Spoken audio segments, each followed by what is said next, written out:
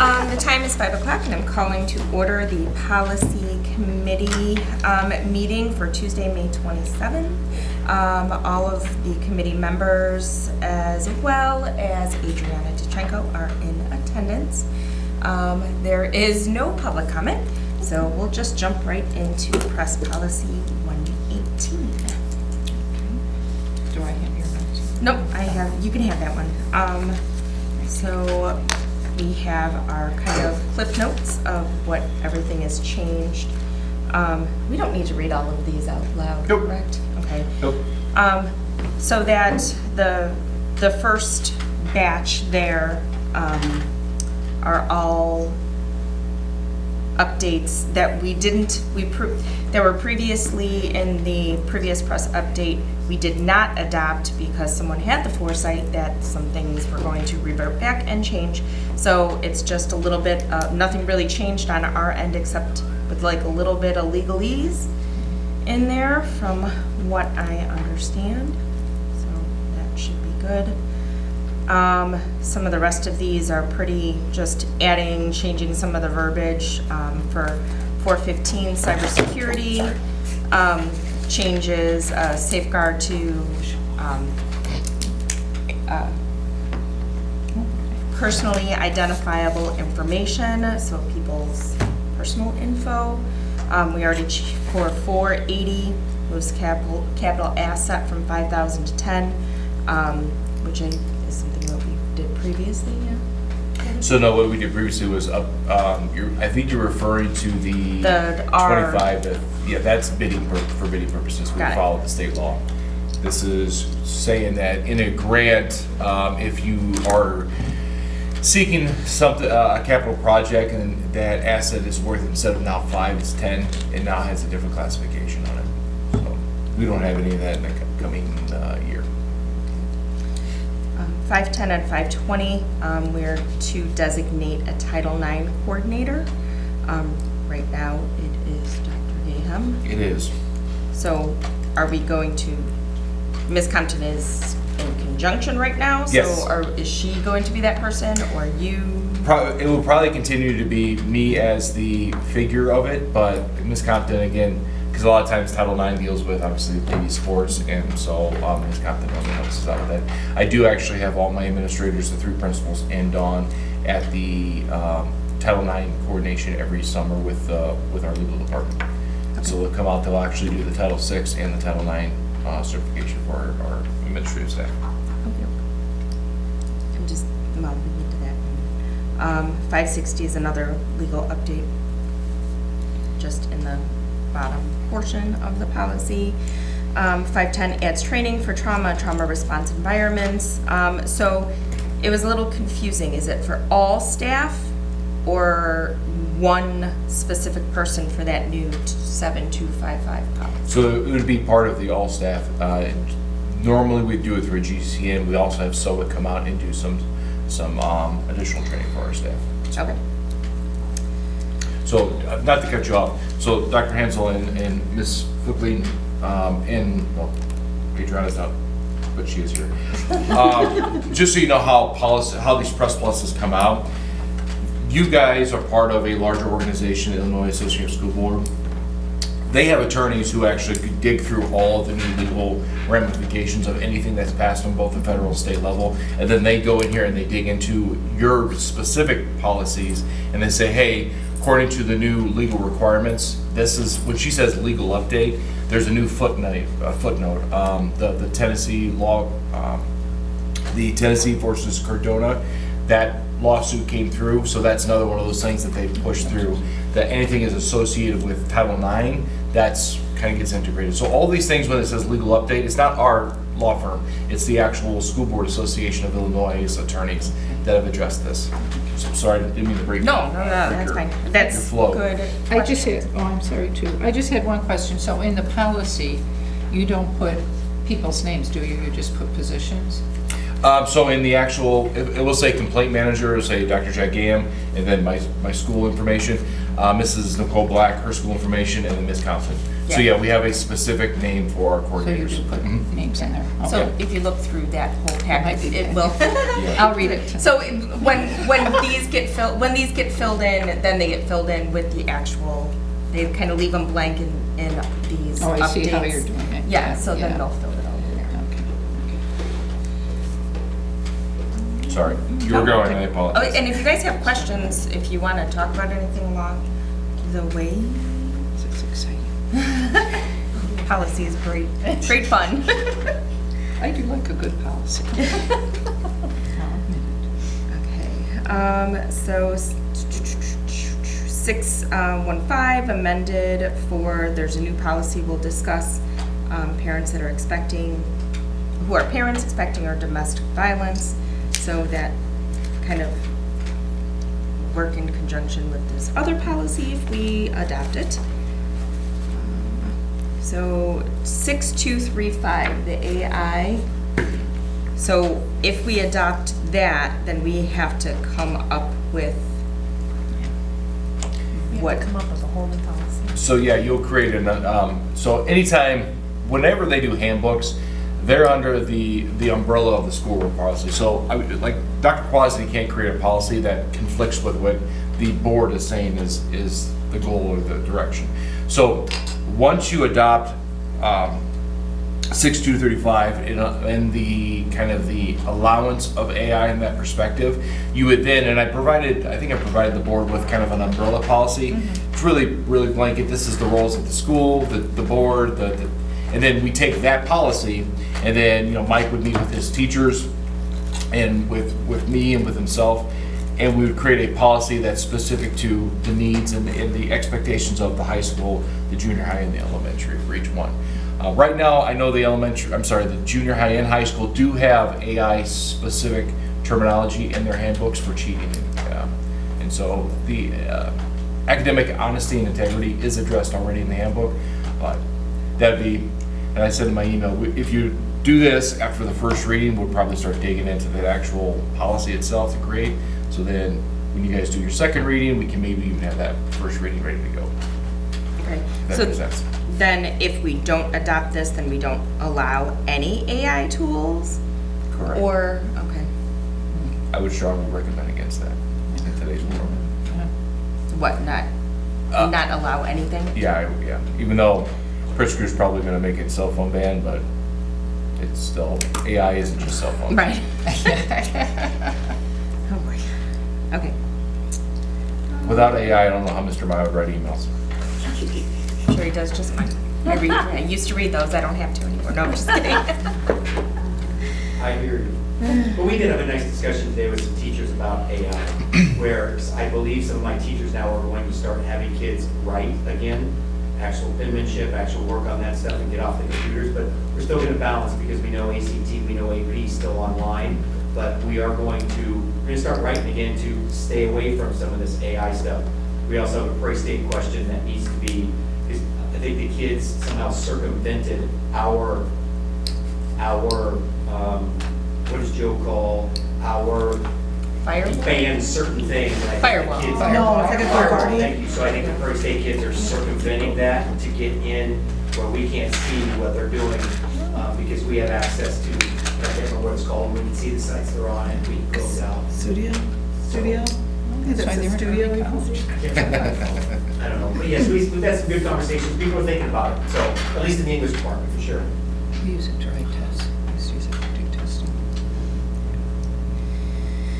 760 really doesn't apply to us. It's for inter-district transfers for the new policy. So, small correction, I reread that, and it Okay. can apply to inter-district, but you have to have an IGA with another school district to allow other district students to come into your district for tuition-free purposes.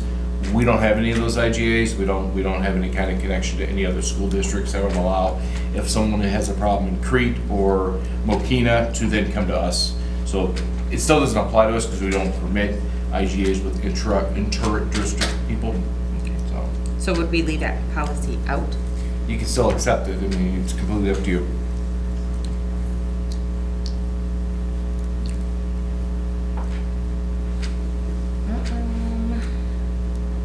Forgot what the 770 is. I didn't write notes on that one. Information with excused absences. So if I am expecting mother, parent, I then have, Okay.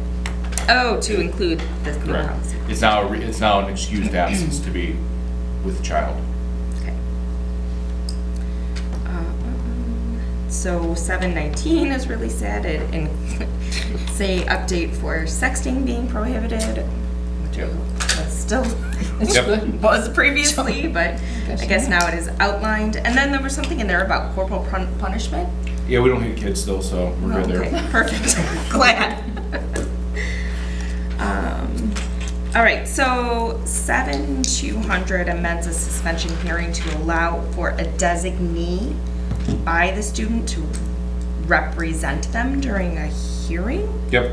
Is that like legal representation? It could be an attorney, it could be, counsel? yeah, it could be a Could be a count. grandma? Like, what's that? I guess I, They have a right to have somebody there with them for the hearing. other So- than a parent. Other than a parent, and other than themselves. So, and that's one of those, where we at, we're at 2,200, right? Yeah. No, 7200. 7,200, sorry. So no, I do not believe it has to be a specific legal representative. It's an advocates are very common, especially, where you're gonna see this a lot is probably your IEP, your suspension hearings with, before they get to a manifestation hearing. You'll probably have an advocate coming on behalf of the parents saying, hey, I know special ed rights. Okay. It is a representative of their choice and at their expense be accompanied by a support person of their choice and at their expense disclosure of any factors considered in mitigation, excluding the status as a parent. So it does not require any kind of legal background. Yeah, because I know it changed from council to just someone to represent them. Yep. So, yeah, okay. And then 721, it's just the same thing as a suspension. Yep, expulsion and suspension.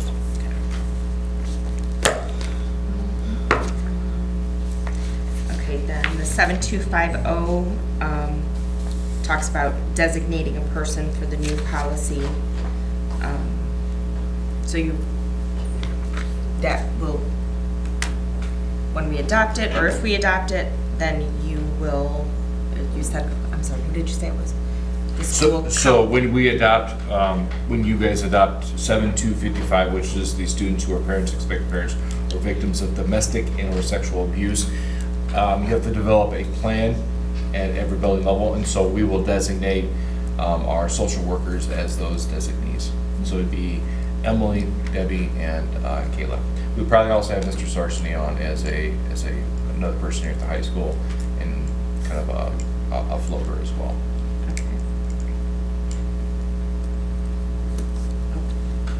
Then 7255, that's the new policy. Did you want to take a second to look it over? Did you read it? I did not. The big thing about it is it's a new policy in place that, we already do this because we've had people who've had children in our schools before. It really makes sure that the school takes care of the student who just had a kid. If they're pregnant, or if they've just had a child, or if they're victims of domestic violence, rape, things like that. It does happen, even in a town like Beecher. So it kind of implements a plan in place to make sure that student is supported both in school and at home. Even though it's not in policy, we have homebound tutors that we already are doing this for students. So this is kind of just putting a formality to a process and a procedure that we already do, because it's the right thing to do. Okay.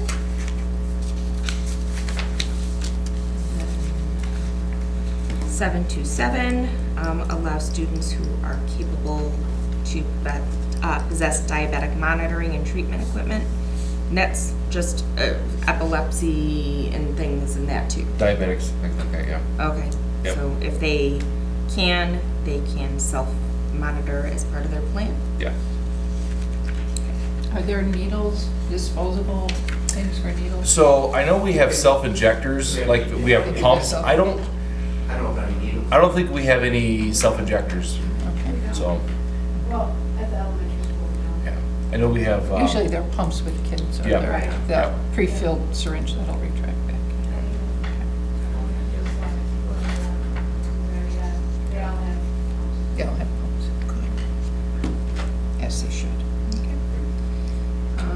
And then the other 7310, 7315, updating that whole sexting is not allowed for the elementary school and the high school.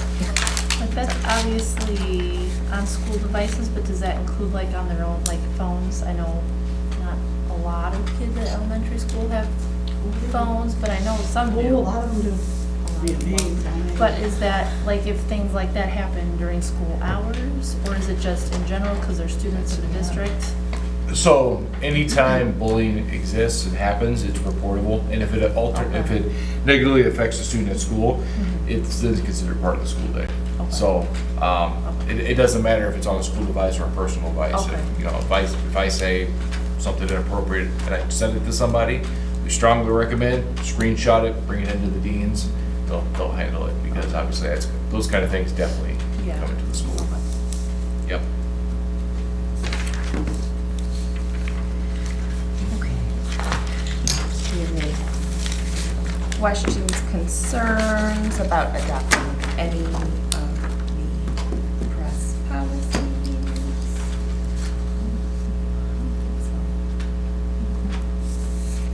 So then we make a since this is my first time in this particular role, then we'll make a recommendation to the board at the next meeting. Yep. For the first reading of Yep. the press policy. Yep. Okay. All right, and then next up is Board Policy 5:240, which addresses the professional personnel suspension policy. So the only difference is, as we ran into the last, we'll say, few months, my ability to suspend is only with pay. It is not without pay. Yeah, right. It was brought to me that some board members were interested in adding the superintendent to the top line of being able to suspend without pay. And so that is the policy of 5:240 updated I have for you. So that the highlighted is just to add That's or where- superintendent. Yep. Perfect. I did not put designee. If it's not me, I don't want a designee doing it. So then we would just add that to our precedents. So you do first reading of press plus 118, and then there'll be a second line down that says, first reading of press update, not press, I'm sorry, update policy 5:240, and then you do a third line, it's an update of what those Yahoo. I don't even have to, I had to write the Because agenda. you're talking about our changes. Love it. Collaborating. Well, actually, now you guys are up. Oh, sure. They just tied at 5-5. They were losing in the bottom of the fifth. We were. Yes, yeah. Oh, right. So now there's girls softball, yeah. Really? They're tied 5-5, no outs, bottom of the fifth, have bases loaded on errors, score 2. Okay, all right, so then we'll move on to the proposed student handbook changes. Who you want first? Who's black? I'll let the person in charge of the policy committee make I this like decision. that. No, but we can do it in order. Very cool. You have to- No, Use the right? gavel. Use the gavel. You've got the gavel. Just don't look at me and ask. Could you put the timer on for 3 minutes as well? So we'll have Miss Black. Look how excited she is. I'm not your junior high school. We had an order over here, Dr. King. Set this down since Tom's here, I'll take advantage of that. I don't know if you guys want me to briefly go over each one of the changes, or, there's not a lot of major changes. We had wording in there about a healthy snack. We realized that wasn't in there. While we cannot exactly make kids bring healthy food, we want to be able to encourage and if someone's bringing in, you know, whatever, a piece of candy for snack time in the classroom, if you have cold lunch, can you know, go check in your lunch, is there something more healthy that you can eat? So, something along that lines. The other, I wasn't exactly sure how to word it, but the special event days, so those of you who have been at the elementary school, especially on party days or things like that, when it's the end of the day and everyone's trying to leave and get their child, and then there are 2 other siblings, it just becomes what feels very unsafe Yeah. and kind of, you know, we're trying to buzz down into the classrooms in the last 5 minutes and getting so many kids and waiting, it just is very hard to manage. So, we were putting wording in, like if it's the classroom that you're in for a party, like that child who's in that room and you're walking and leaving, it's absolutely fine to take that child. It doesn't really affect anyone. You're not calling anyone down, anything like that.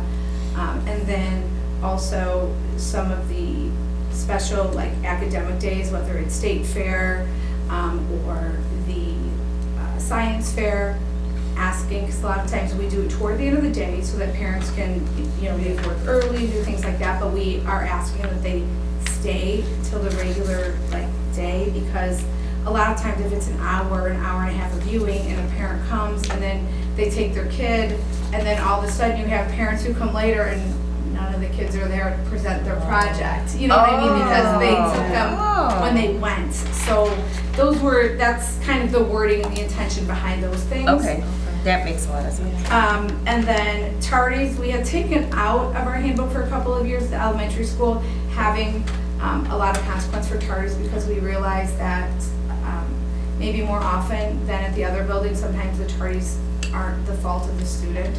So we took that out for a while, but it has been a big issue. So we wanted to have some kind of consequence, not as heavily consequence as it was before, but just have in there that after that first consequence, it's kind of at our discretion. And typically our social worker gets involved, we'll kind of know what's going on. Once they get to a certain amount of tardies, we typically talk to them and have an idea of if it's something where they can support, if it's something where maybe they're just not, for whatever reason, choosing to, getting to school on time might not be important to them, so we just have some flexibility in how we deal with that policy. And then water bottles, in looking back and talking with the staff, we definitely like having the leak-proof water bottles and not have Stanleys that are dripping all the way down the hallway. But taking that clear rule out and then going with that on a case-by-case basis if students are not following along with that. And then the other thing that I was going to bring up, well, just for my building, the last thing there was makeup and vacation work. It was brought up by our teachers very strongly. In fact, it wasn't even something that had been on my radar until we had our last SLT meeting, is about getting work together before a child leaves on vacation.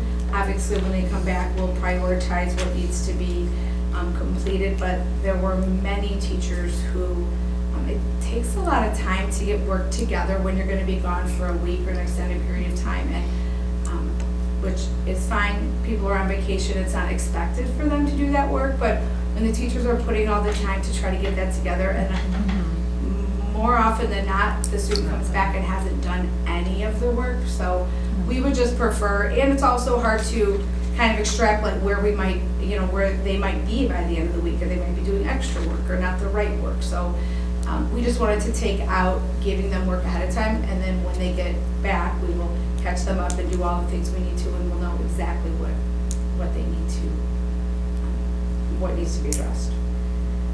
And then the last thing, so those were more specific to my building. The last thing that we updated in the district attendance protocol, the 5, 7, and 10 stay the same. The way that we had it this year was worded at 12, you would get a second letter. At 15, you would be possibly referred to the Will County Truancy office. We wanted to have some flexibility in that, especially after kind of living through this year. Typically, by the time students get to 12 absences, we're pretty aware, our office is pretty aware of what is happening. If there was a vacation, if there was an extended illness, if it's somebody who just doesn't call and doesn't show. So by that point, we pretty much have a feel and would like to have our discretion of if we are going to send a letter for sure, or maybe I already know, the nurse has already been in contact that they had a long hospitalization or something happened in their family. I don't feel like I need to send another letter. I already know what's going on. So having some discretion in that time. And then, again, not having 15 be the for sure mark where we're gonna sit down with our attendance team. It all kind of depends on what we know about the absences that are leading up to it. I'm sorry. I would say I know there was a lot of things. No, I'm violating the 5-minute rule. With healthy snack, are we gonna get in trouble because some food's related to culture, it's related to all different things in our lives. So to have somebody, the teacher may determine if the snack is unhealthy. And I think I don't know if that- we're in, And I think that, and I definitely understand what you're saying. I think that, and it was kind of hard to word that, but really the only time that teachers are bringing that up is when kids are bringing candy in the classroom, right? Like it's, they have a Snickers bar and that's what they're having for their snack. So, and then in having conversations with the teachers, typically the first couple of times, they don't really do like, hey, just make sure you bring something healthy, tomorrow. So it's not really a big deal. But there were some of them that, again, it's the, I'd say obvious, because I don't know how to word that, but very sugary kind of snacks. And obviously, if there were some students that were having issues, like we've had some students in the past who maybe are on a certain kind of medication, and so they, they have been losing weight or they need to gain weight. So we always make accommodations for things like that, where some students might have 3 or 4 different snack times throughout the day, and their parents are like, whatever they will eat, because we need to, pack the weight on. We always are open to making accommodations like that. And we're aware. Maybe include that, because maybe, like, under the snack, just say accommodations can be made on a case-by-case basis. well, it's not even an accommodation, but if I'm thinking like the diabetic kid. Well, for Because that, some yeah, parent and might read it that I and flip out and be like, understand, oh my yeah. God, I can't bring a Snickers because my kid's blood sugar's or gonna drop. I'm like, hypoglycemia. Yeah. They Yeah, but shouldn't that's be- usually covered under their yeah, but parents plan. might would not, know, some parents who yeah. don't know if this is their first time in elementary school, they may not understand. I'm just thinking. And they see 2 conflicting views. It's very, and I don't want to get into a huge debate, it's just very subjective healthy snack, because what's healthy to me is not necessarily healthy to you. Sure, I mean, and chips are always healthy to me, but. yeah, I'm sitting here drinking they're- Pepsi. right, and It's Diet Pepsi. It's diet Pepsi. Yeah, I sometimes, maybe where I come from, we're more litigious, but it's like, yeah, and if I you do can't define it, we don't put it in a policy. I do understand that, and I think that that was part of why it was taken out a few years back, but then, again, like I said, I definitely understand what you're saying about exactly knowing what is healthy, what is not, and it is on a case-by-case or even a teacher-by-teacher basis. But we kind of felt like something needed, because then if you do have a student who's bringing in candy every single day, it almost feels like, how can we address it if we don't have anything saying that they can't? I'll play devil's advocate, why do you have to address it? It's their right to eat what they want to eat. It is, you're right. I mean, it absolutely is. And that's why we have had it out, and it was brought up by some teachers, and then we had the handbook committee and some, parents look at that and read through that with us and see, if they felt like. Well, and I also think that if they have things that are deemed unhealthy snacks, such as candy and high sugar, that could be a detriment to the students too. I mean, you're eating a lot of candy, you get a sugar rush. They may, depending on, like they could be disruptive, and then they're gonna crash at some point. So, it's. We do, I remember getting a list of like suggestions. Yeah. Oh, that's From, good. So like a the list teachers goes have out. given, like, I know this year I got one that said, fruit, not sticky, Yeah. granola bars, whatever, like they had like 10 or 15 things. So they are given a. Like just say suggested Suggested snacks that are easy Yeah. cleanup, because you don't want like a couple of That I fruit get, spills. I get the Yeah. easy. But like, it was Yeah. like granola bars, crackers, goldfish, like. it was And I know pretty, especially teachers who, if they have a peanut allergy in that classroom, That they're sure I to see like also. list, Yeah, like, yeah. you know, I was for gonna s- peanut-free options I or was gonna say, something. I think, Yeah, they're pretty. correct good. me if I'm wrong, like, I thought in the classroom snacks had to be peanut free, like, oh, no, no. No, it depends on Just, the- I think it was, It's classroom it's been a long time since my kids were in elementary school, but sometimes it was class specific. Yeah. Correct. And that I So, can see too, yeah. yeah. Correct. It's just, I've had kids. Because I school feel like longer if than it's like a you've been on pre. the No, and I understand, I think it's a valid point, like I said, I think that's why it was out for a while and not, you know, for that exact reason, so. Okay. Any other questions? Okay. So as we transfer to the next one, it's more from me than from the three of them, but anything that's related to the absences is me. I have asked them to put in the highlighted line of absences will only be considered excused if the doctor's notice received within 7 days of the student's return to school. The reason that is, I'm sorry? I was late. Well, it's not, That was my fault. no, trust me, it's not one person who did it at one Not to time. point fingers, but. What we run into Is it you? for a plethora of reasons or a plethora of times is, hey, you're now at 12 absences, you're now at 14 absences, you're unexcused. Well, they have to go to the doctor. And then we get a doctor's note from a doctor. It says, please excuse my child on, and this is May, on January 15th and February 3rd and March 16th and March 17th and because they were ill. To have I would think that violates the Hippocratic Oath, but I'm not a real doctor, I just play one on TV. To me, that completely negates the merit of a policy that says it is. We understand, if you go to the doctor, if you have illnesses, heaven forbid if you have a surgery, there's no problem. But to wait until, well, finals are coming up and I have 5 unexcused absences and Mr. Meyer's policy says 4. Oh, but I remember back in January, my kid was sick, so I'm gonna, that's not a thing. It also aligns with the mental health days. Last year we implemented it. I didn't hear too much kickback.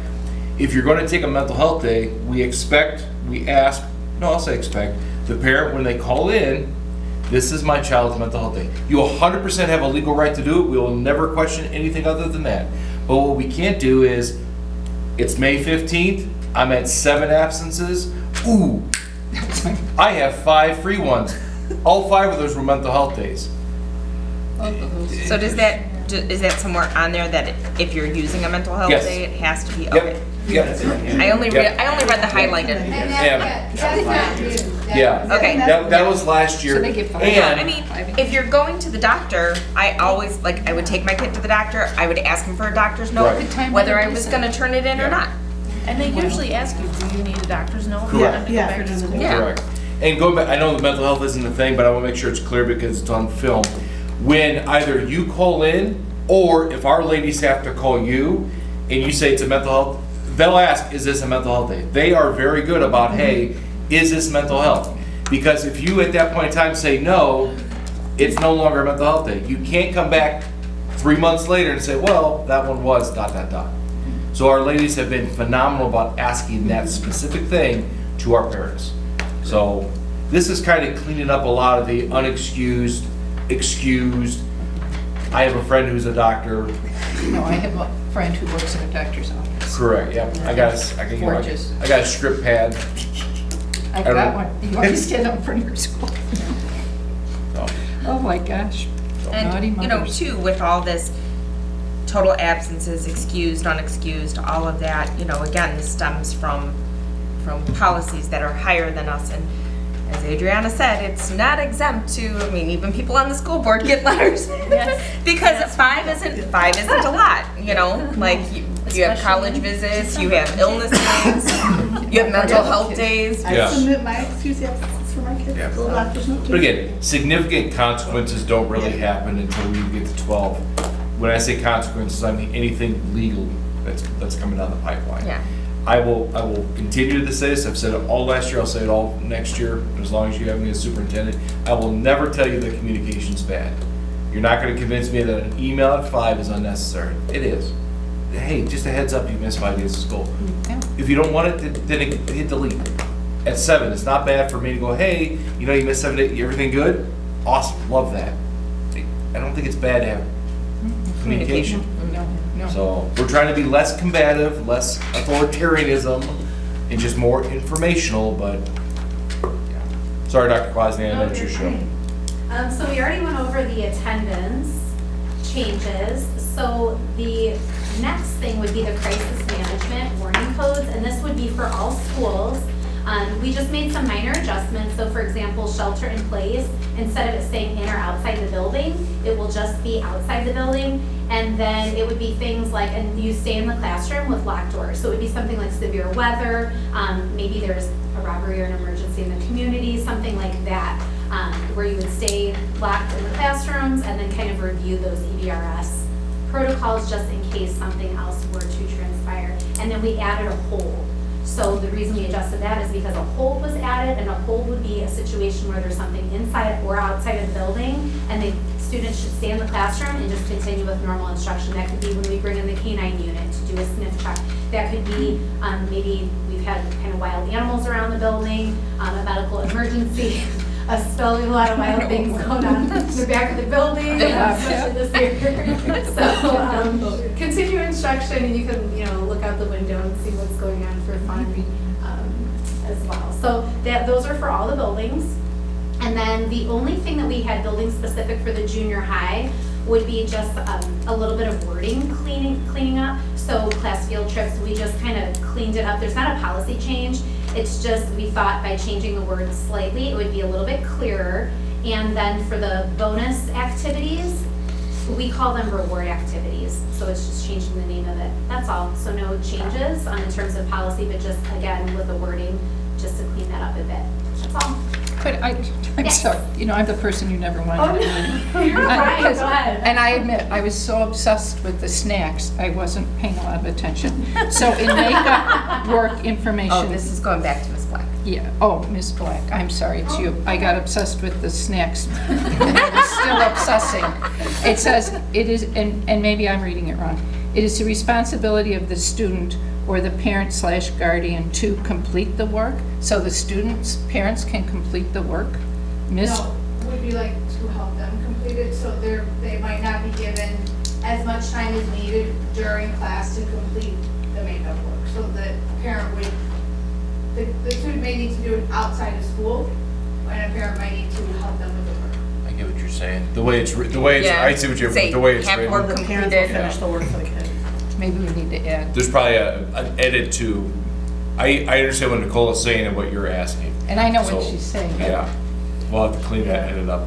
So We'll maybe we'll just clean it up and then before you to get, have work completed, get work completed. With parent assistance, maybe. or with parents. Maybe, yeah, Instead with- of taking that word obtain out, maybe I just put obtain and complete work missed, so But I think it's more of the It's parent's the complete. responsibility. take out the parent. Take out the parent. You could say the student and then maybe in parentheses with parent support, Yeah. Something like that. close yeah. parenthesis. Okay. I think that's what she's alluding to. I'm sorry. Going back to the code situation that Dr. Crosby just talked about, we did design, and there's, how big are they? I think they're about 3 feet by 2 feet. We have big poster boards, we're gonna laminate them all throughout the summer, in every classroom, every room, we'll have our protocols for the crisis management. So you have EBRS, shelter in place and hold. So those words come up, even if you're a sub, you can look at the wall and says, oh, it says hold, this is what I do. So, it's already. And that would be nice for the kids to know too, because I mean, Exactly. maybe someone was texting their parent saying that they're sheltering in place, and it's like, oh my goodness, what's going on? You Yeah. have a little bit of a panic attack, when really it was a hold situation, because I think we had a dog in here. We had somebody faint in that hallway that we had to wait. Okay, Yeah. yeah, so, You did a hold this year when the K-9 unit was. yeah, so that was, it wasn't my kid that was texting. Not that it matters. It's all good. Graduated now. Yeah. You can keep us. We do that too, because like if there's a robbery like somewhere, 10 miles away, we may have to hold in place or something Yeah, outside. yeah. Yeah, We did a shelter in place when Crete had their, Yeah. when they had Yeah. an active shooter, which wasn't an active shooter. Right. But Right. we sheltered, yeah, it was a milk carton. We sheltered in place here just until we hit an all clear. And you can And still we were- teach if there's. And then to say that it's a hold is like, oh, okay, it's not, it's a situation, but not, I don't know, I take hold, and correct me if I'm wrong, is like, it's not an emergent situation to all the students. It's like you're on an airplane, we're holding you in the path until we clear out the runway, Got it. and then we'll land you. We'd like to keep you out of the hallway, we'd like to keep you in the classroom, avoid the bells Keep you until we safe. tell you it's clear. Got it. So next year, Mike's gonna put a hold every period. Boom, let's go.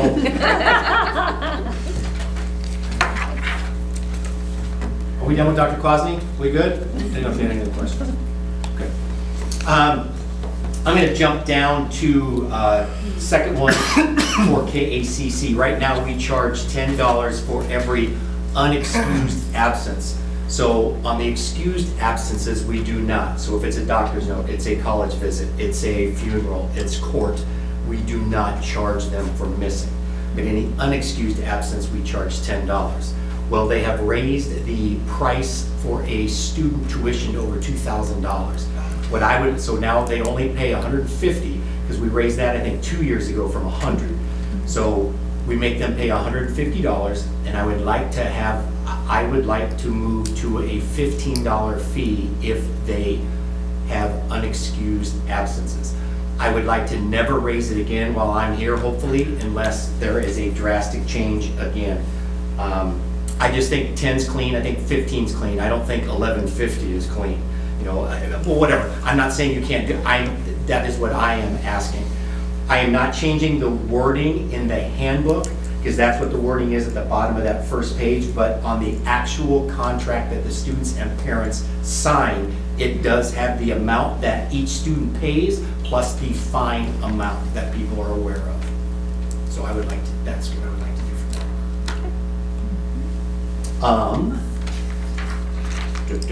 On the second page at the bottom, the grading scale, I put the clarification down that some colleges want unweighted on a grade point, on this 4.0. Okay, so that's all. So in my handbook, I've got a chart that says like A+, 99, 100, A, 93 to 98. Well, with that A+, then I would like, right next to it, I'd like to put 4.0, A+ is 99, 100.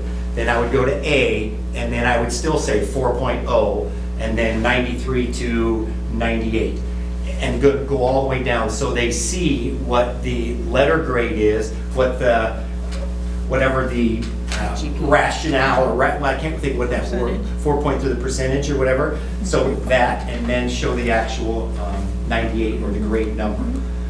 It just gets us in line with what colleges want. Now, this does not affect class rank. This does not affect our transcript, because that will still be the that will still be the weighted grade. So if you get an honors class, you're going to get a 0.5 bump. If you take AP, you're getting a 1 point bump. So that will not change. I just want to kind of clean up that unweighted grade.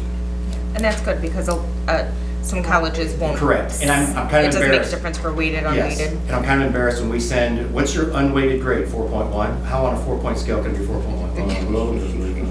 And I had to call this year and get it. Yeah. Can you please figure it out? So, yeah, so I'm trying, so this year we did not change it, but next year we will. So there'll be a little bit, there shouldn't be much movement.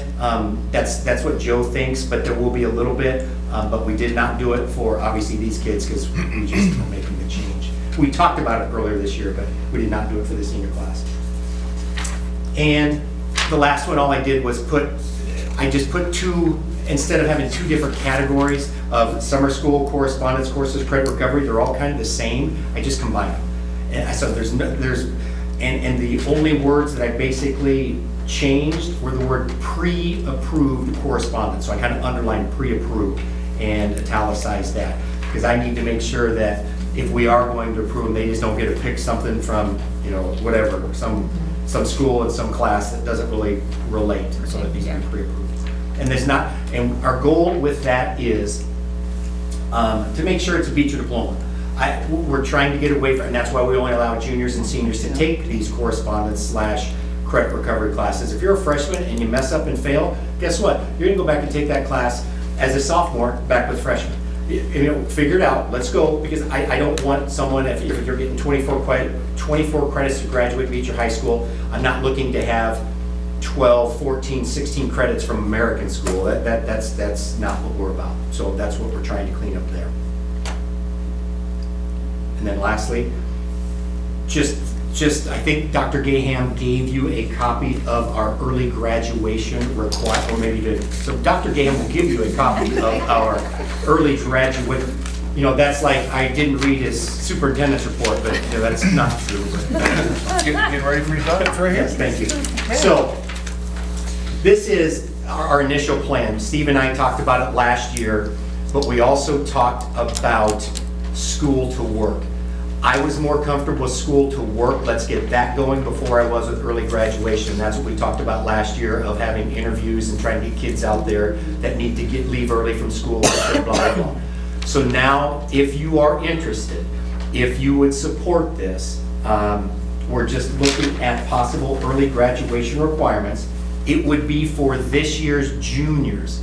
So what we would do is, if you're interested in support this, then Dr. Gaham, Mr. Sarseny, myself, we would get together, we'd kind of come up with a plan, get it to you by December, January, because then of the spring semester of 26, next spring, then these kids would write us, would interview with us, or whatever we're going to do, and say, why do you want to do this? Is it good? And again, I'm looking for, how can we benefit kids? If that's to get them to college early because they're a Division I athlete, wonderful, because I know football players do all that. If that's to get them in the workforce right away, wonderful. If that's something that will benefit the kids, I'm for. But what I don't have all the answers for is sports. In Iowa, you could, where I came from, you could graduate at semester and then you could play. I don't know why that's not the case in IHSA. I've asked Mr. Du Bois to look at that, because right now, we've got softball players, we had baseball players, we had track participants that graduated May 16th, but are still playing softball now, and still ran track last week. So I'm assuming, I want to make sure that we don't violate something, that we don't screw something up. So I don't have all the answers now, but if this is something that you are interested and you think it's good for kids, we would look into it and we would pursue this further. And I do know that there are other schools, allegedly from Piatone to Mantino around here, that do it. I'm assuming you guys do it? Yeah, it's not easy because of the English and the PE. And that's where it comes down on this second or third bullet point. They might have to take an American, what class is it called? American student? American school, there we go. $275. That's something that you might. Now, we also are looking at KACC. We're also looking at, on this sample back, those are 7 classes, 28 credits. You only need 24 to graduate from high school. So, maybe there's some ways you could make it work and take another English class, but I don't know how to finagle all that. It is a possibility, but.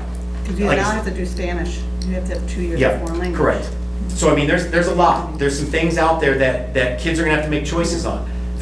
And if you do KACC, we'd like you to take the whole year of KACC, because we're paying for you to go the whole year. And I believe if you're going to KACC, that's your track anyway, so you need to finish and get that certificate in welding, or get that something in construction, or get that, whatever it is. So there's still things that we need to kind of hash out and look into further. But if it's something that you guys are interested in, and again, think it's going to benefit kids, then Steve and I and Dr. Gaham will continue to do some legwork. Yeah, because they can get the 4 years. Yes. They can always double up on it. No, 100% they can double up, and we got kids doing it right now. Yeah. It is- PE's not the It's issue, it's gonna English. be English. That's Yeah, the it's big English, deal. well, that's because we have an Yep. early hour. We don't have to We take do our not. first hour. Yep. That's our, so a lot of the Yep. kids do take a class, and then you have to get approval to do double English. So they Or would you take summer school. A lot of our kids do summer We school. need to be, yeah, we Like haven't our done- social studies, they'll take econ in the summer, that basically pays for summer school. Right. But it's a choice, Yeah. and if we have 80 kids out of our population that interested, we can run at least one section, because 20 will actually sign up. Okay. So, Now, to be fair, you also have 3,000 kids. 3,000 kids to go Correct. from, That's what I'm saying. When we not say- 300. Right, So- when we say out of 3,000. Not a graduating class of Yeah. 82. Right, if that's 800, if we can get 80 interested, Yeah. we'll have 20 that actually want it. Right. So you would need, you see how many kids are interested to actually do summer. So, something to think about. But like I said, we wouldn't come to you until like December, January, somewhere in there, and then get it all, finalized by you guys, and then start in the spring, working with those juniors for next year. I mean, I don't think it's I just didn't want to do two things. I didn't want to do school to work and early graduation this year. I'd like to clean up school to work, and then now if this is, again, what we want to do. because let's face it, some seniors are done by their first semester. And if they can go in the workforce or go wherever, I have no problems, whatever, but I am fine with any of that. Do you want to be here? You go. Like I You do, individualize the Constitution test is done as freshmen, right? Most of them? We do. Yes. I think John.